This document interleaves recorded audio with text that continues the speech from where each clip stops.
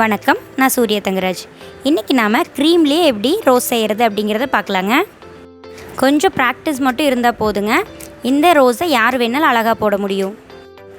இதுக்கு தேவையானது ஒரு ரோஸ் நாசிலுங்க. அப்புறம் எப்போவுமே நம்ம கேக்குக்கு யூஸ் பண்ணுற க்ரீம் அது வேணும்.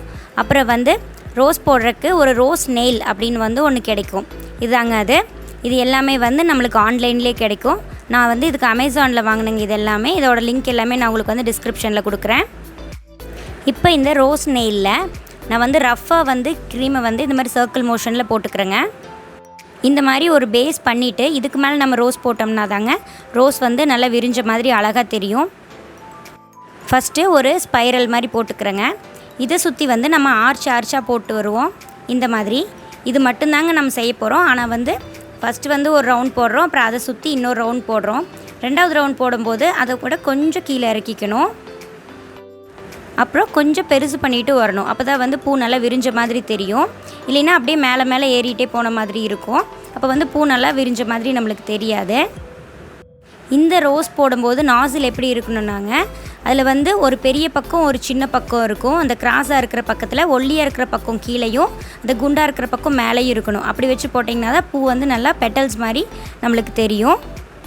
இப்போ நம்ம செஞ்ச ரோஸை நம்ம கேக் மேலே இந்த மாதிரி சிசர்ஸ் வச்சு எடுத்து வச்சிடலாம். இதை கேக் மேலே வச்சுட்டு சும்மா அப்படி கட் பண்ண மாதிரி வெளியே இழுத்தாலே வந்துடும். நான் இன்னொரு ரோஸும் போட்டு காமிக்கிறேங்க. இந்த ரோஸ் நாசிலில் பார்த்தீங்கன்னா ஒரு பகுதி ஒல்லியாகவும் ஒரு பகுதி கொஞ்சம் குண்டாகவும் இருக்கிற மாதிரி இருக்கும். அதில் ஃபஸ்ட்டு நம்ம சர்க்கிளில் போடும்போது அந்த ஒல்லியாக இருக்கிற பகுதி மேலேயும் குண்டாக இருக்கிற பகுதி கீழேயும் இருக்கிற மாதிரி போட்டுக்கணும். அதுக்கப்புறம் இந்த மாதிரி நாசிலை திருப்பிக்கணும்.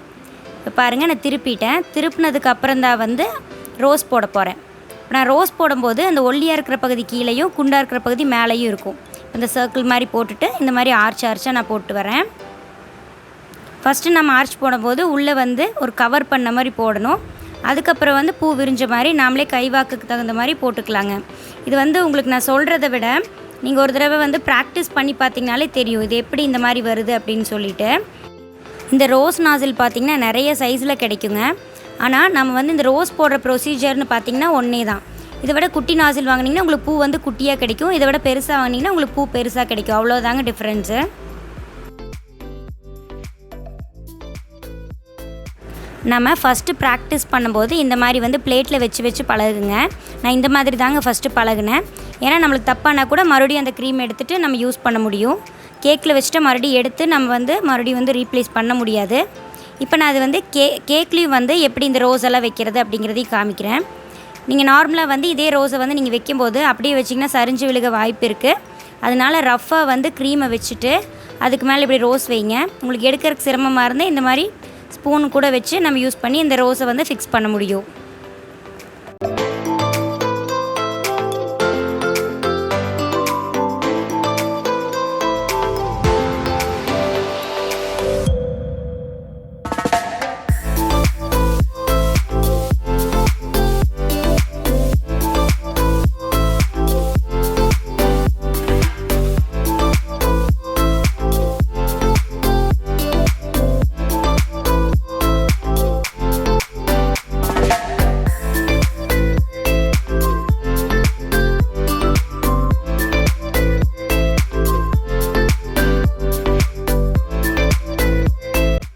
வெட்டிங் கேக்ஸ்க்கெல்லாம் இந்த மாதிரி ரோஸ் எல்லாம் செஞ்சு வச்சா பார்க்குறக்கு ரொம்ப அழகாக இருக்குங்க. இந்த வீடியோ உங்களுக்கு பயனுள்ளதாக இருந்திருக்குன்னு நம்புகிறேன். இந்த வீடியோ உங்களுக்கு பிடிச்சிருந்தா நம்ம சேனலுக்கு சப்ஸ்கிரைப் பண்ணுங்கள். சீக்கிரமாகவே நான் உங்களை அடுத்த வீடியோவில் சந்திக்கிறேன். நன்றி, வணக்கம்.